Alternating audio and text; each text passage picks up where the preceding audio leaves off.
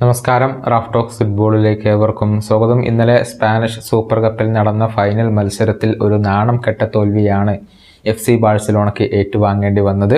ചിരവേരികളായ Real Madrid 1-4 ഗോളുകൾക്കാണ് ബാഴ്സലോണയെ പരാജയപ്പെടുത്തിക്കൊണ്ട് super cup കിരീടം സ്വന്തമാക്കിയിട്ടുള്ളത്. Brazilian super താരമായ വിനീഷ്യസ് ജൂനിയർ ഈ മത്സരത്തിൽ ഹാട്രിക് കരസ്ഥമാക്കുകയായിരുന്നു.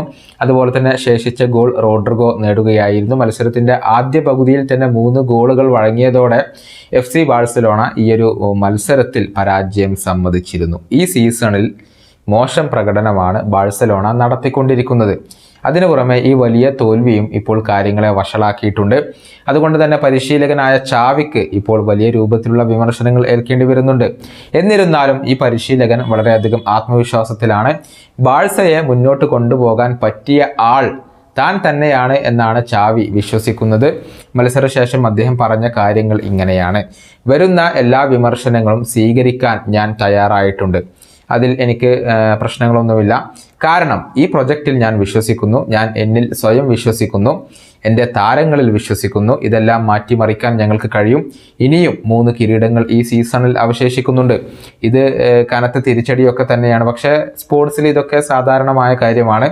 ഞാൻ ഇപ്പോഴും കോൺഫിഡൻസിലാണ്, കരുത്തനാണ്. ആരാധകരോട് എനിക്ക് പറയാനുള്ളത്, ഈ ക്ലബിനോടൊപ്പം കിരീടങ്ങൾ നേടാൻ എനിക്ക് കഴിഞ്ഞിട്ടുണ്ട്.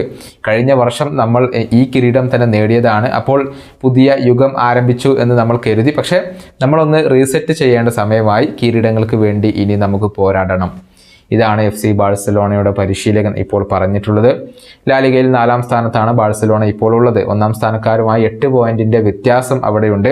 നിലവിലെ അവസ്ഥയിൽ ലാലിഗ കിരീടവും UEFA ചാമ്പ്യൻസ് ലീഗ് കിരീടവും നേടുക എന്നുള്ളത് FC ബാഴ്സലോണയെ സംബന്ധിച്ചിടത്തോളം ഒരൽപ്പം ബുദ്ധിമുട്ടുള്ള കാര്യം തന്നെയാണ്. ഈ വീഡിയോ അവസാനിപ്പിക്കുന്നു. വീണ്ടും കാണാം.